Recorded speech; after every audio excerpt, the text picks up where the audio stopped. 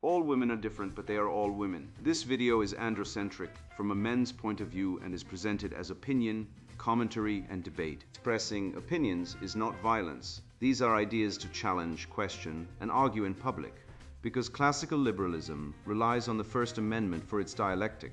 If you are a feminist, then consider this. If patriarchy truly existed as claimed, feminism could not.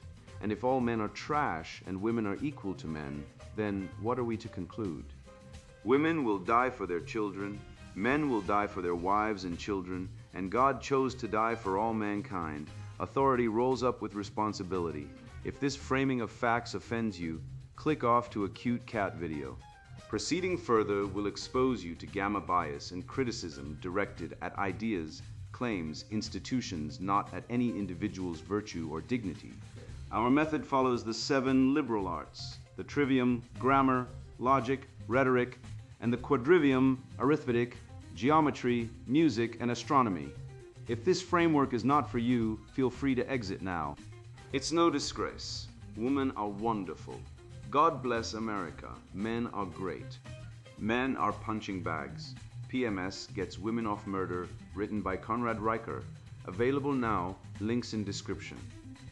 The West wasn't conquered, it was betrayed by its own sons. How cultural Marxism, feminized medicine, and male cowardice are killing the future. I once watched a man weep in a Starbucks because his girlfriend ghosted him after he paid for her wisdom teeth.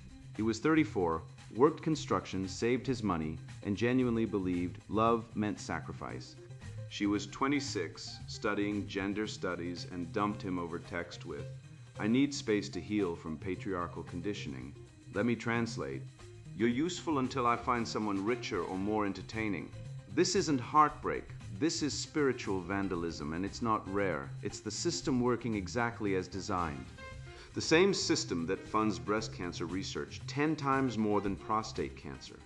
The same system that arrests fathers for contempt when they show up to see their kids, but lets women skip child support with a shrug. The same system that teaches boys they're toxic for wanting respect, while girls are taught to weaponize emotion like trained insurgents. Wake up. You are not broken. The world is, I don't care if you've been divorced, dumped, or diagnosed with low testosterone by a female doctor who won't look you in the eye. None of that disqualifies you. What disqualifies you is staying asleep. Believing the lie that you must apologize for being male. That colonialism is uniquely evil. But the Mongol invasion that slaughtered 40 million people is history. That your early death men die 6 years earlier than women in the US is just biology. Not the result of a medical system that treats men like crash test dummies. You think you're free? You're in a cage made of guilt, propaganda, and female whims sold as equality. But the bars are paper. Tear them down. Study the real past. Fund your own health.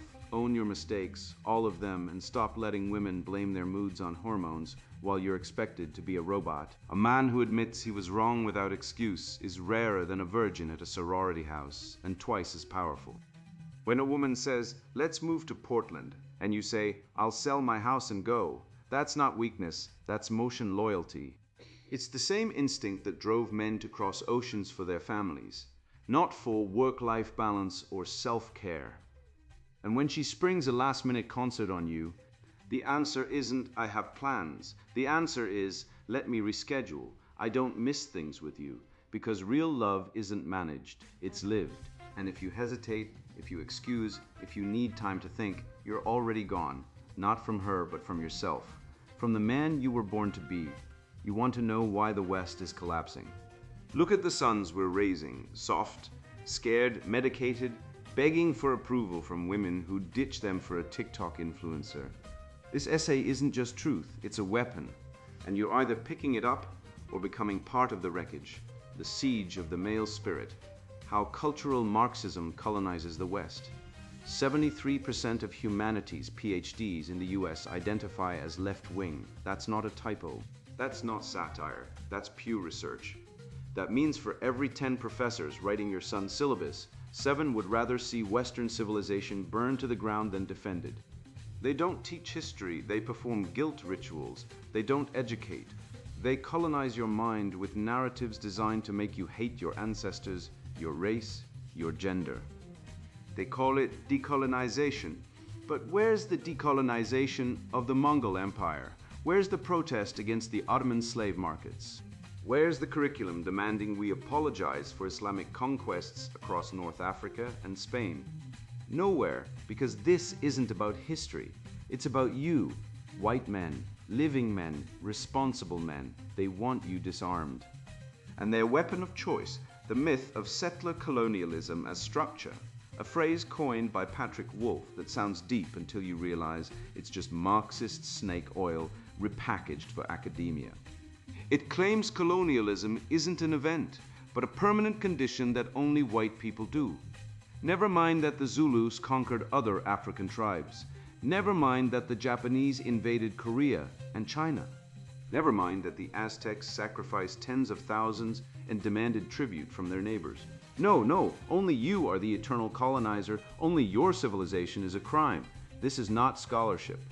This is narrative colonization, a term I coin here and now to describe how the left replaces facts with feelings, evidence with emotion, and truth with tribal guilt.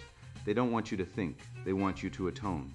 And while they're busy tearing down statues of Churchill, the man who stood alone against Hitler, they leave Stalin's legacy untouched, because actual oppression only matters if it fits the victim hierarchy.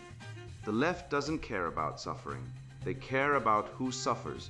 If the victim is a woman, a minority, or a non-Westerner, it's front-page news. If the victim is a white man, silence, or worse, mockery.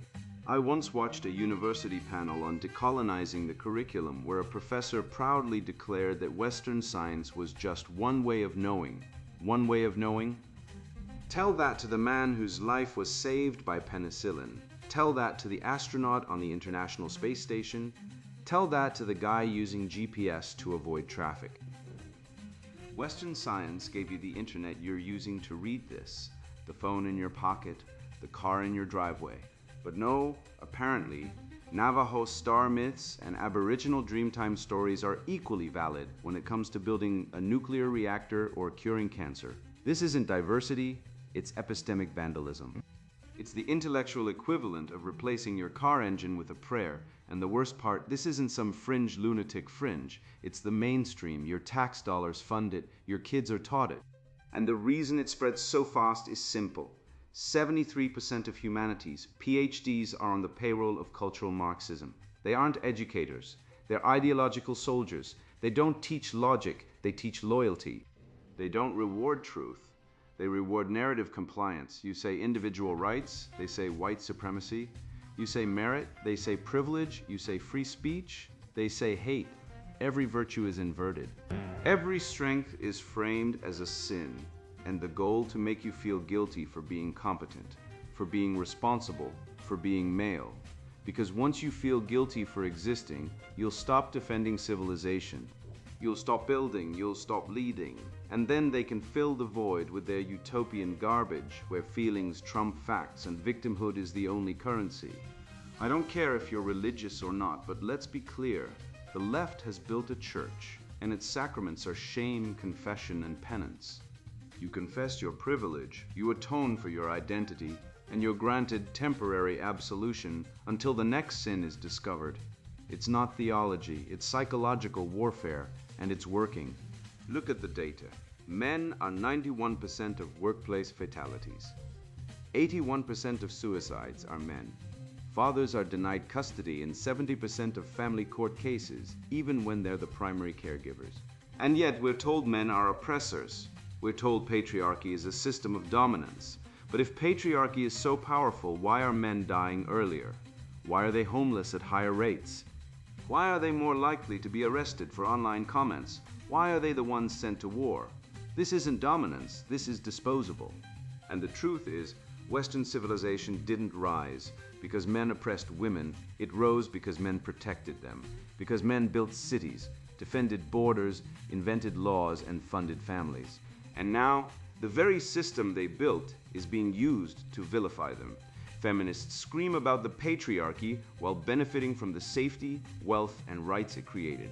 They want the protection without the protector, the comfort without the cost, And when the protector wakes up when he says enough, they call him toxic.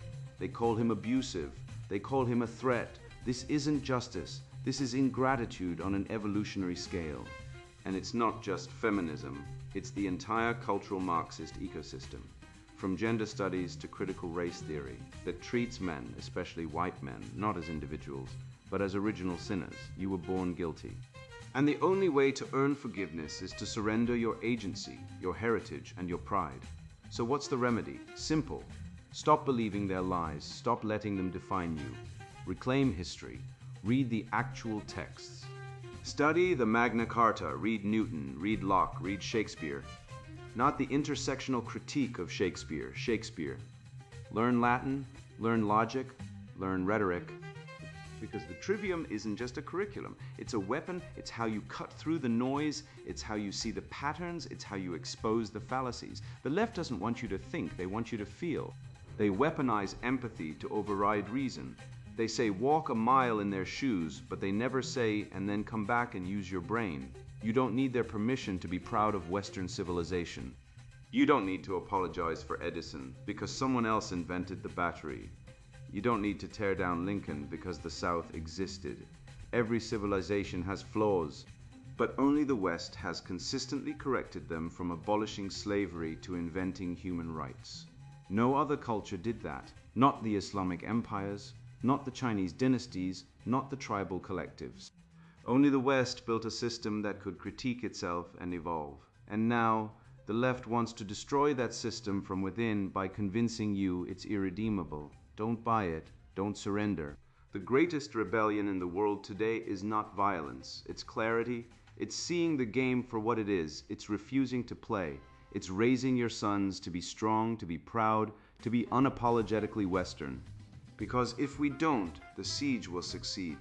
The male spirit will be extinguished, and the lights of civilization will go out, not with a bang, but with a whimper and a diversity statement.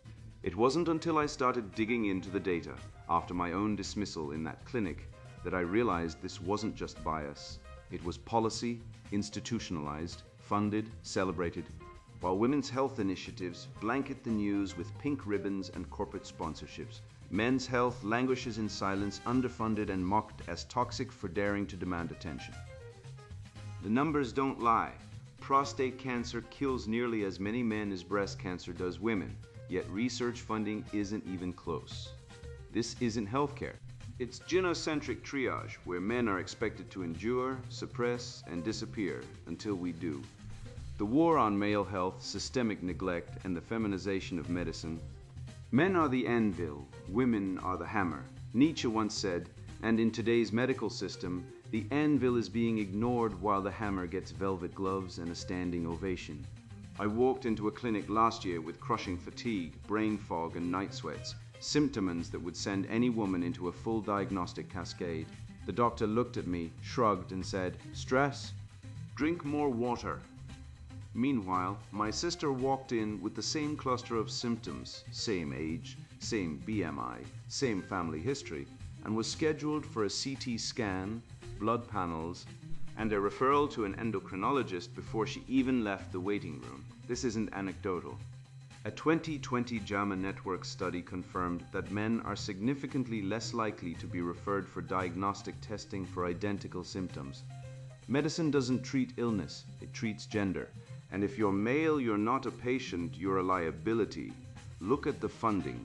Breast cancer receives over 3 times the federal research dollars compared to prostate cancer, despite nearly identical mortality rates. The NIH funnels billions into women's health, while male-specific conditions, testicular cancer, male infertility, hormonal decline, are treated like afterthoughts. It's not science, it's ideology. Feminist activism turned pink ribbons into a multi-billion-dollar branding exercise, while men's health quietly rots in the basement. We've got walkathons for breast cancer, galas, celebrity endorsements, NFL uniforms dyed pink. Yet when was the last time you saw a national campaign for male suicide prevention? When was there a Blue November that didn't get mocked on Twitter? The answer is never, because society doesn't mourn men. It uses them. This is structural misandry. 90% of government health spending targets women, according to CDC and NIH data, and the remaining 10% is often split across all male health concerns. Men die earlier, suffer more chronic illness, and are more likely to die from heart disease, diabetes, and workplace injuries. Yet we're told to man up when we complain. The system doesn't just neglect us, it pathologizes our strength. Boys diagnosed with ADHD are drugged into compliance, while girls with identical behavioral issues are sensitive or empathetic. We medicate masculinity while romanticizing femininity. It's not medicine. It's cultural engineering. I call this therapeutic feminism, a doctrine that treats women as perpetual victims in need of protection and men as disposable utility units. Women get screening programs, early detection, compassionate care. Men get told to tough it out until they collapse. The result: male suicide rates are 3 to 4 times higher than female rates in almost every developed nation per WHO data. Yet mental health programs for men are underfunded, ridiculed, or outright dismantled. When was the last time you saw a government ad saying it's okay for men to cry? Never. But you've seen dozens telling women they're strong, resilient, and deserving of care.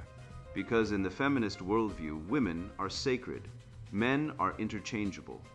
This isn't just bias, it's war. A war on male health disguised as compassion.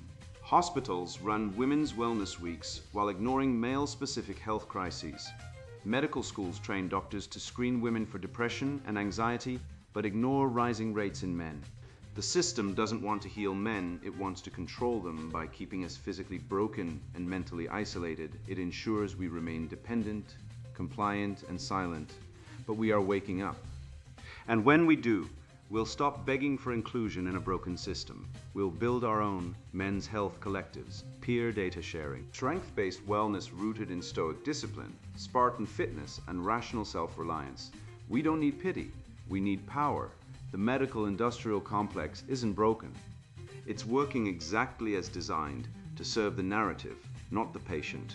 And if you're a man who expects fairness, equity, or even basic care, you're already losing. The truth is this: in a world that worships female fragility, male suffering is invisible by design. But visibility is not our goal.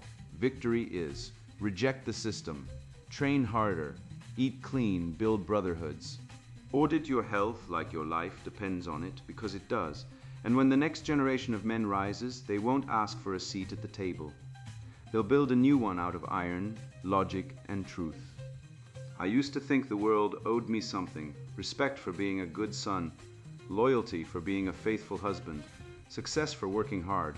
But life didn't care about my expectations. It only responded to what I actually did. And when I finally stopped measuring my worth by what others gave me and started measuring it by what I refused to excuse in myself, everything changed. That's when I discovered the truth hidden beneath centuries of Western wisdom. Accountability is the first act of rebellion against the gynocentric lie that men are disposable. Accountability as armor, the man who owns his life versus the excuse machine. I was faithful for 10 years, then I met her. She looked at me like I mattered, and I broke. But instead of saying I chose to cheat, I said, she made me feel alive again. My wife was cold, distant, never satisfied me. I blamed my wife, I blamed biology, I blamed society, I blamed my father's absence. I blamed capitalism, I didn't blame me. And that's when I realized excuse-making isn't self-defense, it's self-enslavement. Every time a man says she made me do it, he hands his agency to the woman, to the system, to the universe, and kneels before the altar of victimhood. I was no different, but unlike most men, I studied the wreckage. I read Schopenhauer's The World as Will and Representation and learned that the will-raw, blind, irrational desire is the engine of suffering, and modern men are its slaves, especially when it comes to women. Women aren't evil, they're human. But their evolutionary imperatives, hypergamy, emotional manipulation, resource extraction, mean they will on average punish accountability and reward excuse-making. Why? Because an accountable man is dangerous. He can walk away. He doesn't need her validation. He doesn't need her warmth. He doesn't beg for her attention, and that terrifies her. So she engineers environments, family courts, divorce laws, social media outrage, workplace HR policies, where excuse making is rewarded and accountability is punished. Look at the data. 70% of divorces are initiated by women NSFG, CDC. In family court, fathers lose custody 80% of the time, even when both parents are fit, NFC US. False domestic violence accusations. 15 to 20% proven false, but 90% of accused men still lose custody, jobs, and reputations. Hamburger, 1992. Azer, 2015. You can be arrested for saying you're overreacting to a woman having a PMS rage episode. That's not justice. That's genocratic totalitarianism, and men keep feeding it by blaming women for their own failures. She gaslit me. She narcissistically abused me. She weaponized motherhood. No. You failed to set boundaries. You failed to walk away. You failed to grow strong enough to say no. You are not a victim. You are a man who outsourced his will to a woman, and now you're shocked she drove it off a cliff. Jordan Peterson didn't become famous because he told men to get lucky. He became famous because he said, clean your room. Not blame your mom. Not blame patriarchy. Not blame trauma. Clean your room.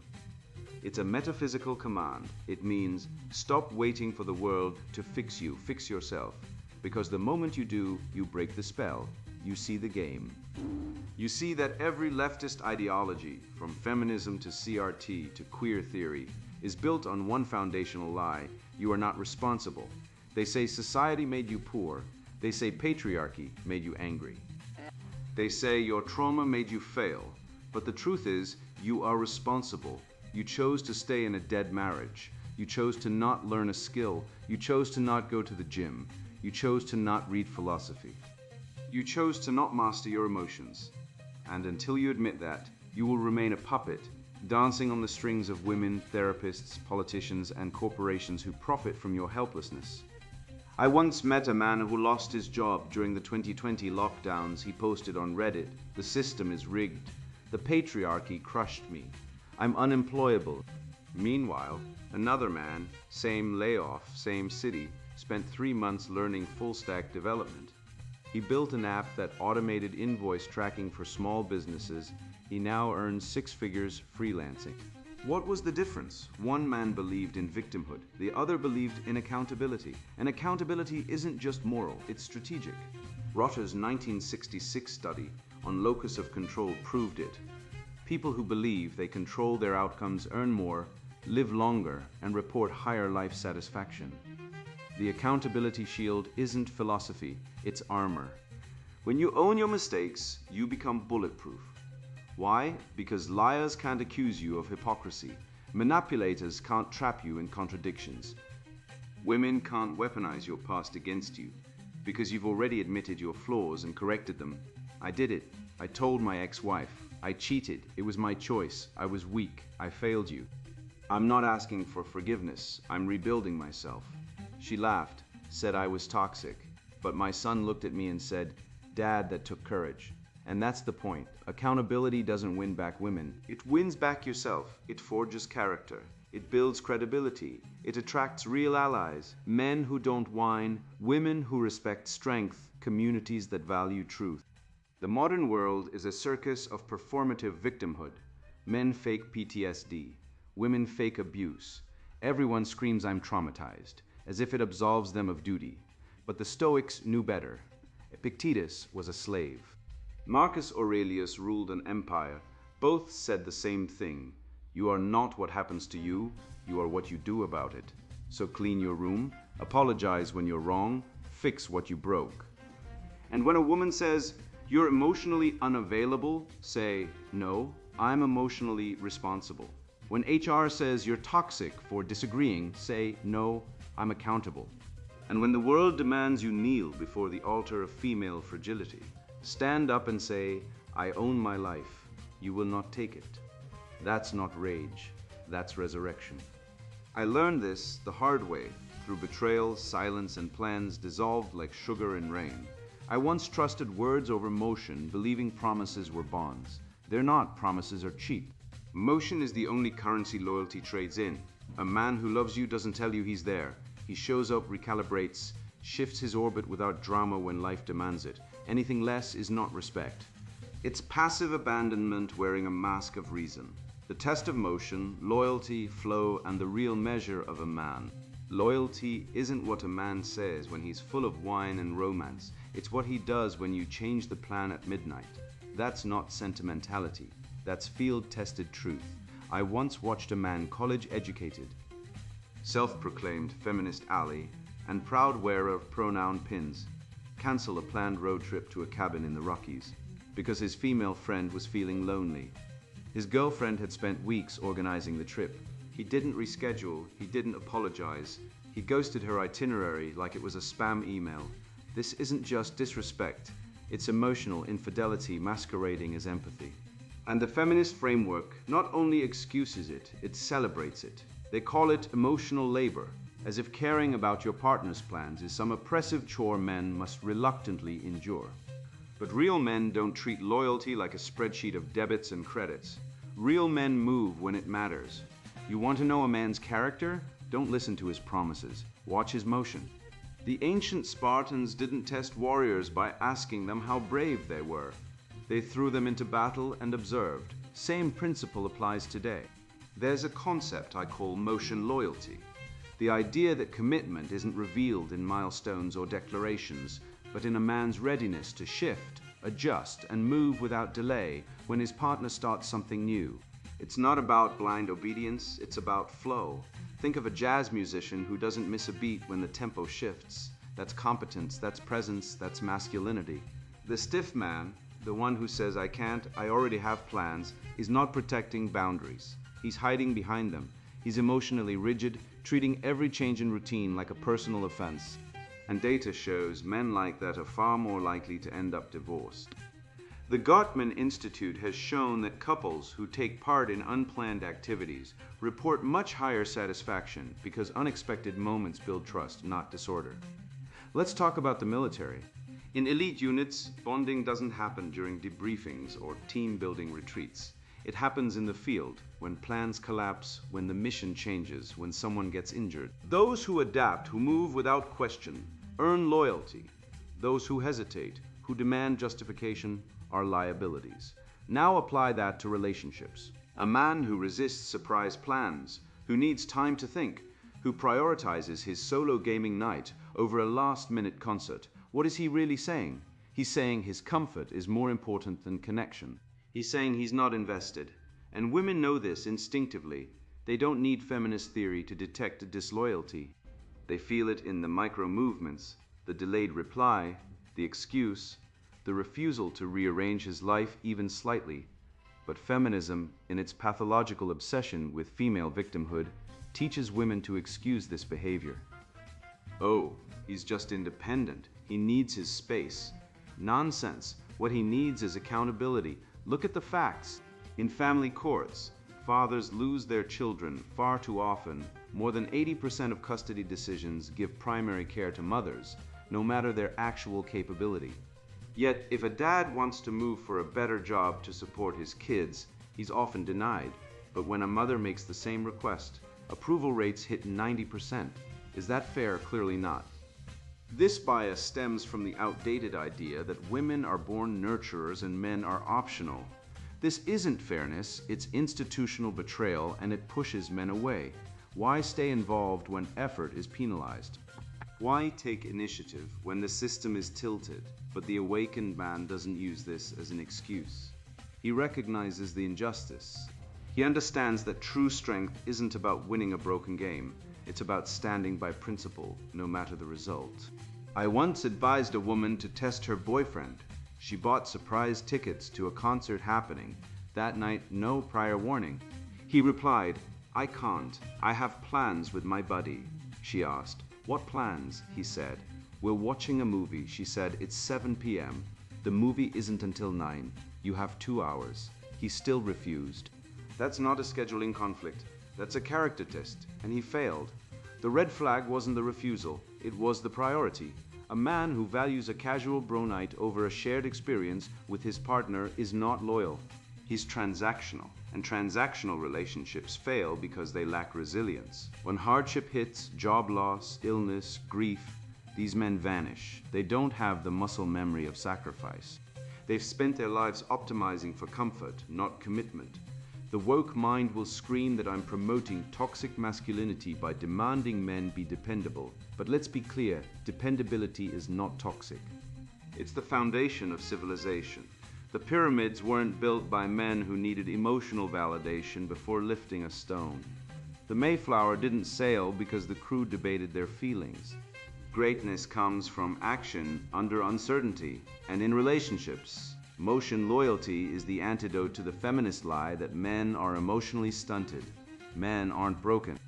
They've been gaslit into passivity by a culture that rewards female caprice and punishes male initiative. But the truth is undeniable. Women are hypergamous. They naturally seek higher value mates. And if a man isn't moving, growing, adapting, leading, she'll look elsewhere. Not because she's evil, but because biology demands it. The red-pilled man accepts this. He doesn't whine about it, he trains harder. He becomes the prize. So test the motion, surprise him, change the plan. Watch how he moves or doesn't. His response will tell you everything, because loyalty isn't a feeling, it's a behavior. And in the end, only action proves love. You think the world is broken? Good, it is. But not because of toxic masculinity or colonial legacies. That's the fairy tale spun by tenured Marxists who've never worked a day in their lives. The rot runs deeper. It's the systematic castration of male responsibility, replaced with a carnival of victimhood, where women abort 93 million male babies globally every year, UN 2023. Yet we're told men hold all the power. You've been gaslit by a priesthood of feminized academics who preach that Western civilization, the force that eradicated smallpox, landed on the moon, and gave us Shakespeare, is somehow the root of evil. Meanwhile, they ignore that in matriarchal tribes, like the Mosuo of China, women own property and choose lovers freely, and still 40% of men vanish from family life within 5 years. Human nature doesn't change with ideology. Women, on average, initiate 70% of breakups, Gottman, often using emotional withdrawal as a control tactic, not because they're evil, but because hypergamy is baked into their biology. You don't hate women. You hate the lie. And the lie is this, that you must apologize for being strong, for building, for leading, that your instinct to protect and provide is oppressive, that your silence when she screams is abuse, but her walking out after 9 years of your labor is self-actualization. I don't care if you're 25 or 55. I don't care if you've been divorced, ghosted, or lied to by your own daughter. What matters is this, you now know the pattern. You see the game. When a woman says, let's talk, she's not seeking dialogue, she's staging a tribunal. When universities preach decolonization, they're not advocating justice. They're erasing the canon that made freedom possible. When your doctor dismisses your chest pain but schedules a mammogram for your wife's backache, that's not healthcare. That's structural misandry. And when family courts award custody to mothers in 83% of cases, US. Census. Even when fathers are proven more stable, that's not law. That's ritual sacrifice to the goddess of gynocentrism. But you are not powerless. You are the descendant of Spartans, Stoics, and steelworkers. You carry within you the same blood that built cathedrals without power tools. You don't need permission to lead. You don't need a woman's validation to be whole. You don't need to redefine masculinity. You need to reclaim it in its original form, duty, discipline, and defiance in the face of decadence. So here's your mission. Stop consuming the poison. Stop watching TV shows where men are clowns and women are saints. Stop funding feminist NGOs through taxes while your sons are medicated for acting like boys. Start reading Marcus Aurelius, not Brené Brown. Start lifting weights, not guilt. Start demanding accountability from yourself first, then from those around you. Test men by their motion, not their words. Walk away from women who weaponize emotion. And for God's sake, stop pretending that equality means symmetry. It doesn't. Women live longer, recover faster from trauma, and are protected by law and culture at every turn. Men are expected to die first in war, work, and silence. That's not oppression, that's design. And if you finally understand that, you're no longer a victim, you're awake. and the moment you wake up, the spell breaks. The cult loses its grip. You become immune to the guilt, the shame, the manipulation. You become dangerous not to women but to the lie. Now go, speak plainly, live boldly. And when another man asks you why you're so calm, so focused, so unshakable, tell him the truth. Not the safe version, the real one. Watch his eyes change. That's how the red pill spreads. That's how we win. And now the sponsored book introduction, Men Are Punching Bags. PMS Gets Women Off Murder. Ever feel like you're walking on eggshells around the women in your life? Like your feelings are irrelevant collateral damage whenever she decides to unleash. I've been there. I've sat across from lawyers explaining how her outburst that shattered my jaw was just hormones talking. I've watched courts nod sympathetically as yet. Another woman walked free after assault, the sacred cow of PMS invoked as her get-out-of-jail-free card. Enough! This book isn't born from theory. It's forged in the fire of watching men become society's designated emotional punching bags. If you're sick of the lies, the double standards, the sheer injustice of being blamed for existing, while female rage gets a free pass wrapped in biology, this book is your lifeline. We dissect how modern culture weaponizes female biology against men, turning natural cycles into legal shields for violence. You'll see exactly how the PMS defense erodes justice, demonizes healthy masculinity, and traps men in evolutionary servitude. We rip apart the feminist mythology, denying biological reality, and expose how courts reward female violence with victim passes, fueling the gynocentric machine. This is for the man who sees through the equality fantasy destroying real relationships. It's for the rational thinker ready to confront the brutal truth. Systems are rigged against male accountability. We detail survival strategies in a world hell-bent on male submission. We show you how to rebuild civilization, restore true leadership, and forge an unbreakable brotherhood based on reason, not weakness. If you're a man ready to reclaim your authority and navigate the rising political matriarchy, these pages hold the map. If you're easily offended by facts, if you cling to the comforting lies of gender studies or woke ideology, put this book down now. Go knit a sweater. This truth is for men strong enough to handle it. Buy this book today. Your sanity, your freedom, and your future depend on it. The war on masculinity ends when you fight back. Men Are Punching Bags. PMS Gets Women Off Murder. Written by Conrad Riker. Buy now, links in description.